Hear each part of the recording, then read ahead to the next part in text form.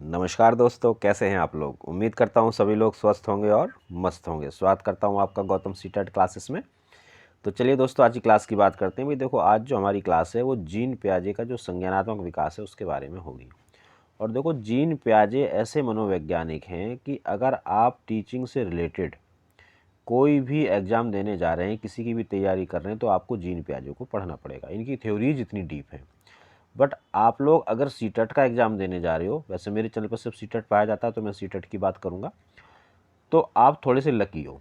Lucky क्यों हो कि आपको सीटेट के लिए पियाजे की बहुत ज़्यादा डीप थ्योरी नहीं पढ़नी पड़ेगी। उसका कारण क्या है कि सीटेट में ज़्यादा डीप थ्योरी आती नहीं है, लेकिन कम से कम 3 और ज़्यादा से ज़्यादा 5 नंबर का जो पोर्शन है, 5 नंबर के जो क्वेश्चन है 3 से लेकर 5 तक, वो जीन पियाजे के सीटेट में आते हैं। तो हम उतना ज़रूर पढ़ेंगे जिससे कि हमारे ये 3 से 5 नंबर जो है कवर हो जाएं। तो आज हम संज्ञानात्मक विकास की बात करेंगे। उनकी जो अवस्थाएं थी, सेंसरी मोटर स्टेज थी, प्री ऑपरेशनल थी, कंक्रीट ऑपरेशन था और हॉर्मोनल ऑपरेशन था, उसके बारे में थोड़ी सी बात करेंगे। जीन पियाजे के बारे में बात करेंगे और जीन पियाजे ने जो अलग कॉन्सेप्ट्स दिए, जो अलग मीनिंग्स दिया संज्ञानात्मक विकास के बारे में, तो उसके बारे में भी हम थोड़ी सी बात करेंगे। चलिए पहले थोड़ा जीन पियाजे को समझ लेते हैं।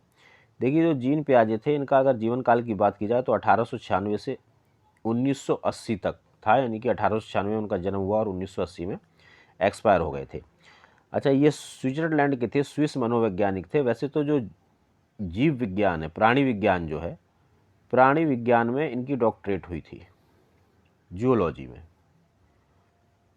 ये। बट हुआ क्या कि अल्फ्रेड बिने का आपने नाम सुना होगा। अल्फ्रेड बिने के साथ ये जो बुद्धि परीक्षण अल्फ्रेड बिने ने बनाए थे, बुद्धि परीक्षण पे ये काम कर रहे थे। तो बुद्धि परीक्षण पे काम करते करते इनके दिमाग में एक आइडिया आया कि यार, बुद्धि का विकास एक्चुअली होता कैसे है। बच्चों के लिए काम कर रहे थे, बच्चों के लिए जो आईक्यू टेस्ट बनाए जाते हैं। आपको पता है अल्फ्रेड बिने का जो नाम है वो आईक्यूज के लिए जाता है, इंटेलिजेंस टेस्ट के लिए जाता है। तो पियाजे के दिमाग में ये एक कहीं से खुरापात उठी कि भाई, बुद्धि परीक्षण तो हम बना रहे हैं, लेकिन बच्चे में बुद्धि का विकास होता कैसे है, उसके संज्ञान का विकास कैसे होता है। तो यही जानने के लिए कि बच्चों में बुद्धि का विकास कैसे होता है, उन्होंने अपने खुद के बच्चों के साथ, 3 बच्चे थे उनके, तीनों बच्चों के साथ प्रयोग किए, उनकी हरकतों को देखा, उसको नोट किया। और ये सब करते करते मैं आपको बताऊं कि 1923 से 1932 के बीच में उन्होंने 5 किताबें लिख डाली थी संज्ञानात्मक विकास के बारे में। और उन्होंने ये बताया कि जो बच्चे का संज्ञानात्मक विकास है वो कैसे होता है। एक तो उसका मैच्योरिटी लेवल होता है, परिपक्वता का स्तर होता है, और दूसरा जो उसका अनुभव होता है, इन दोनों का जो मेल जोल होता है वो संज्ञानात्मक विकास में मदद करता है।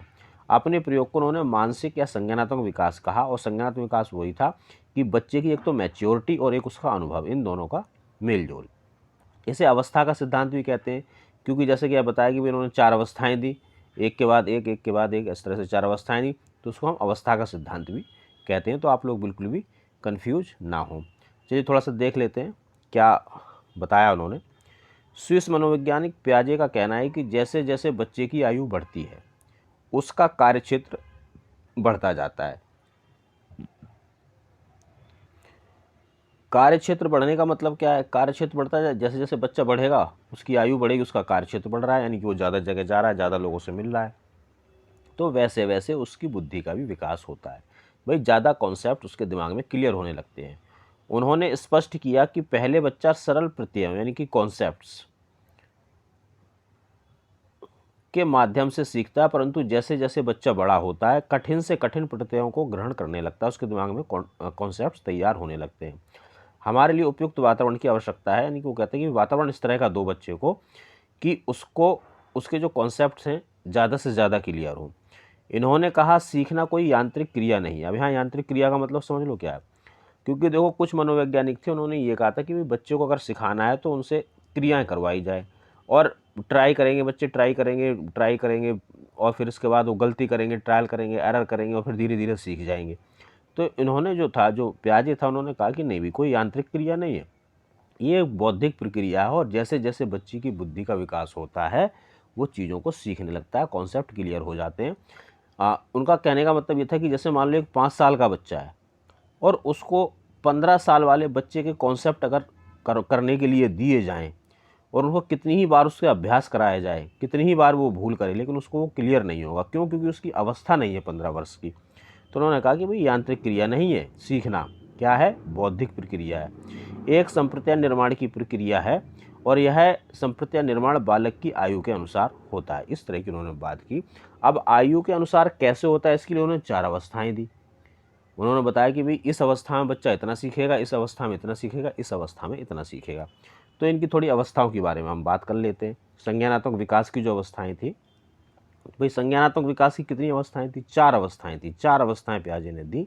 अब उनके बारे में हम थोड़ी सी बात करेंगे। पहली जो स्टेज थी वो थी संवेदी पेशीय अवस्था, हिंदी में बोलते हैं इसको। कहीं आपको संवेदी प्रेरक अवस्था भी लिखा हुआ मिल जाएगा, इंद्रिय जनित गामक अवस्था भी मिल जाएगा, संवेदी प्रणोद अवस्था भी मिल जाएगा। ये 4 नाम मैंने इसलिए लिख दिए कि कोई से भी आ जाए, आप कन्फ्यूज ना हो। लेकिन अगर आप इंग्लिश में याद कर लेते हैं सेंसरी मोटर स्टेज, तो ज़्यादा बढ़िया हो, क्योंकि एक ही वर्ड आएगा। ये होती कब से कब तक? यानी कि 0 से लेकर 2 साल तक, यानी कि जैसे ही बच्चा जन्म लेता है और 2 वर्ष तक ये अवस्था आपकी चलेगी। ये पहली अवस्था थी संज्ञानात्मक विकास की, जो पियाजे ने दी। इसके बाद दूसरी अवस्था की बात करेंगे। तो भाई दूसरी जो अवस्था थी वो थी पूर्व संक्रियात्मक अवस्था, जिसको प्राक संक्रियात्मक अवस्था भी कहते हैं। लेकिन अगर आप इंग्लिश में याद कर लेते हैं प्री ऑपरेशन स्टेज, तो ये बहुत बड़ा प्री ऑपरेशनल स्टेज भी बोलते हैं इसको। और इसकी जो उम्र होती है, जो आयु होती है, वो 2 से लेकर 7 वर्ष तक की होती है। इस अवस्था की क्या विशेषताएं, इसमें बच्चा क्या क्या करता है, इसके बारे में भी हम डिस्कस करेंगे। तीसरी अवस्था की बात कर लेते हैं पहले। तीसरी अवस्था को उन्होंने कहा ठोस संक्रियात्मक अवस्था, या मूर्त संक्रियात्मक अवस्था, या मूर्त चिंतन की अवस्था। और अगर इंग्लिश की बात करें तो कंक्रीट ऑपरेशनल स्टेज, जो कि होती है 7 से लेके 11 वर्ष तक की, या पियाजे की संज्ञानात्मक विकास की 3rd स्टेज है। 4th कौन सी है अभी? 4th की आपकी औपचारिक संक्रियात्मक अवस्था, जिसको इन्होंने कहा अमूर्त चिंतन की अवस्था भी कहा, औपचारिक अवस्था भी कहा। और इंग्लिश की अगर बात करें तो फॉर्मल ऑपरेशनल स्टेज, जो कि 11 वर्ष से शुरू होती है, और ये युवावस्था या इससे आगे भी, यानी कि 17-18 साल का जब बच्चा हो जाता है, और प्लस की आयु में भी। हालांकि जो पियाजे थी उन्होंने क्या कहा, 0 से लेके युवा अवस्था तक की बात की, कि ये 0 से लेके युवा अवस्था तक बच्चा 4 चरणों में सीखता है। और वो चारों चरण मैंने आपको बता दिए कि चारों चरण कौन कौन से थे। पहला था संवेदी पेशी अवस्था, दूसरा था आपका प्राक यानी कि प्री ऑपरेशनल, और तीसरा था कंक्रीट यानी कि ठोस संक्रियात्मक अवस्था, और चौथा आपका ये औपचारिक यानी कि फॉर्मल अवस्था। अच्छा, इसके बाद थोड़ी सी हम और बात करते हैं पियाजे के बारे में। देखिए, जब पियाजे को हम पढ़ेंगे तो पियाजे ने अपने सिद्धांत में इन चीज़ों पर विशेष बल दिया था। एक था अडेप्टेशन, साम्य धारणा, संरक्षण, संज्ञानात्मक संरचना, मानसिक ऑपरेशंस, मेंटल ऑपरेशंस जब भी बोलते हैं उसको, स्कीम, स्कीमाज या विकेंद्रीकरण, और कार्य क्रिया का अर्जन। एक ये और चीज़ थी, कार्य क्रिया का अर्जन, इसकी बात भी पियाजे ने की थी। तो भाई इस तरह से पियाजे ने कई सारी चीज़ें बताई हैं। अब एक ही क्लास के अंदर, एक ही वीडियो के अंदर अगर मैं सारी चीज़ें आपको बता दूंगा तो ना तो आपको ढंग से समझ में आएगा और ना मैं आपको ढंग से समझा पाऊंगा। तो आज हमने ये जाना कि भाई संज्ञानात्मक विकास एक्चुअली क्या है जो पियाजे ने दिया, उसकी अवस्थाएं कितनी थी और हमें क्या क्या पढ़ना है। अब इन सब के बारे में हम 2-3 क्लासों में पूरा पियाजे जो है निपटा देंगे, जो कि सीटेट के लिए ज़रूरी है। मैं सिर्फ सीटेट की ही बात करता हूँ। तो अगली क्लास में हम क्या करेंगे, ये जो टॉपिक्स हैं इनके ऊपर डिस्कस करेंगे, प्लस जो संज्ञानात्मक विकास की 4 अवस्थाएं हैं, इन अवस्थाओं की विशेषताओं की बात करेंगे। तो दोस्तों, ये आज की क्लास थी। उम्मीद करता हूँ आपको पसंद आई होगी। कमेंट करके ज़रूर बताइए। और भाई सीटेट से रिलेटेड आपकी कोई भी समस्या है तो आप इस नंबर पर मुझे कॉन्टैक्ट कर सकते हैं। आपको नोट्स चाहिए, PDF चाहिए, या किसी भी तरह गाइडेंस चाहिए, आप मुझसे ले सकते हैं, बट सिर्फ सीटेट के रिगार्डिंग। तो चलिए मित्रों, मिलेंगे अगली क्लास में। तब तक आप सभी लोग मेहनत करते रहिए, स्वस्थ रहिए और मस्त रहिए।